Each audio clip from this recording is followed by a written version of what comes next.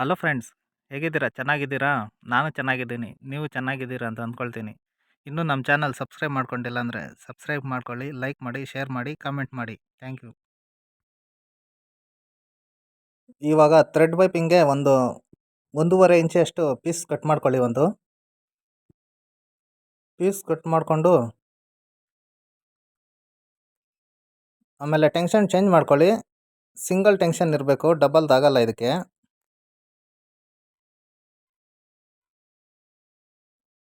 ಇವಾಗ ತೋರಿಸ್ತಾ ಇದ್ದೀನಲ್ಲ, ಅದು ಸಿಂಗಲ್ ಪಟ್ಟಿ, ಆ ಟೆನ್ಷನ್ ಇರಬೇಕು.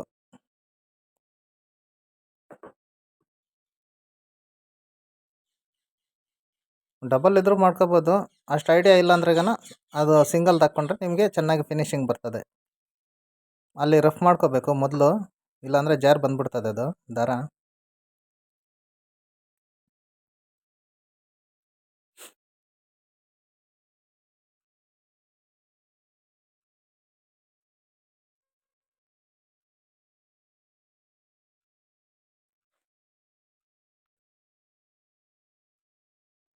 ಸ್ಟಿಚಿಂಗ್ ಹಾಕ್ಕೊಂಡ್ಮೇಲೆ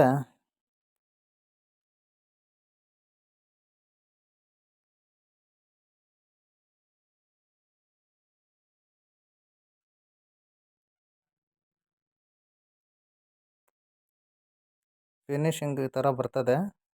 ನಮ್ಗೆ ಎಷ್ಟು ಬೇಕೋ ಅಷ್ಟು ನೋಡಿಕೊಂಡು ಕಟ್ ಮಾಡ್ಕೋಬೇಕು. ಸಣ್ಣಕ್ಕೆ ಕಟ್ ಕಚ್ಚಾ ಸ್ವಲ್ಪ ಬಿಟ್ಟು ಕಟ್ ಮಾಡ್ಕೋಬೇಕು, ಇಲ್ಲ ದಾರಗಳು ಬಂದ್ಬಿಡ್ತದೆ. ಕಟ್ ಮಾಡಿಕೊಂಡು ಆಮೇಲೆ ಲೈನಿಂಗ್ ಪೀಸ್ಗೆ ನಾವು ಮೊದಲು ಕಟ್ ಮಾಡ್ಕೊಂಡಿರೋ ಪೀಸ್ಗೆ ಇದನ್ನು ಅಟ್ಯಾಚ್ಮೆಂಟ್ ಮಾಡ್ಕೋಬೇಕು. ಆದಷ್ಟು ಸಣ್ಣನೇ ಇರಬೇಕದು, ಕಚ್ಚಾ ಜಾಸ್ತಿ ಬಿಡಬಾರ್ದು.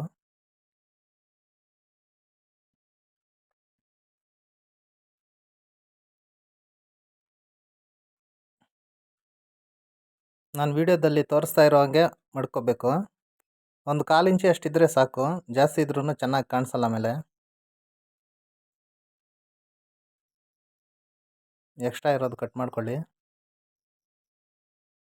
ಆಮೇಲೆ ಒರಿಜಿನಲ್ ಪೀಸ್ ಇರ್ತದಲ್ಲ ಬ್ಲೌಸು, ಅದಕ್ಕೆ ಇದನ್ನು ಅದ್ರ ಮೇಲೆ ಇದು ಹಾಕ್ಕೋಬೇಕು. ನಿಮಗೆ ತೋರ್ಸೋಕ್ಕೋಸ್ಕರ ಇದು ಮಾಡ್ತಾ ಇರೋದು, ವಿಡಿಯೋ ತೋರ್ಸೋಕ್ಕೋಸ್ಕರ.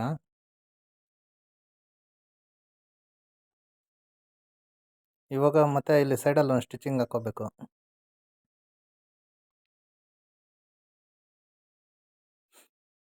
ಮೊದಲು ರಫ್ ಮಾಡ್ಕೋಬೇಕಲ್ಲ, ಇಲ್ಲಾಂದರೆ ಜಾರ್ ಬಿಡ್ತದೆ.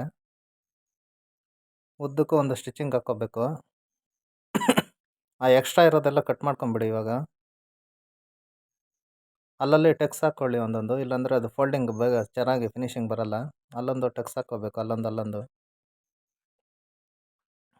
ತಿರುವಾಕ್ಕೊಳ್ಳಿ. ಇವಾಗ ತಿರುವಾಕ್ಕೊಂಡ್ರೆ ಫಿನಿಶಿಂಗ್ ಅನ್ನೋದು ನಿಮಗೆ ಚೆನ್ನಾಗಿ ಕಾಣಿಸ್ತದೆ.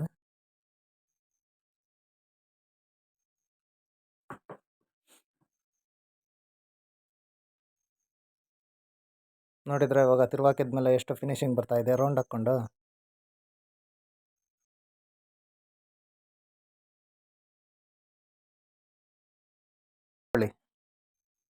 ಸಿಂಗಲ್ ಸ್ಟಿಚಿಂಗ್ ಹಾಕೋದ್ರಿಂದ ಚೆನ್ನಾಗಿ ಕುತ್ಕೊಂಡ್ಬಿಡ್ತದೆ ಅದು.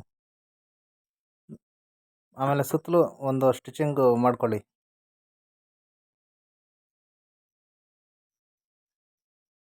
ಫಿನಿಶಿಂಗ್ ತುಂಬ ಚೆನ್ನಾಗಿ ಬರ್ತದೆ. ಇವಾಗ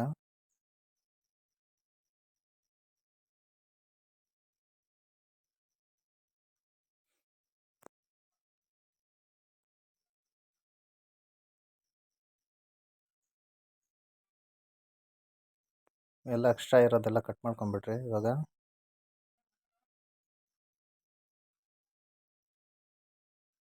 ಎಲ್ಲ ಕಟ್ ಮಾಡ್ಕೊಂಡಾದ್ಮೇಲೆ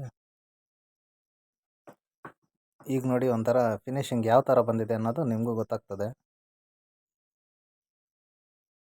ನೋಡಿದ್ರಲ್ವಾ ಎಷ್ಟು ಚೆನ್ನಾಗಿ ಬಂದಿದೆ.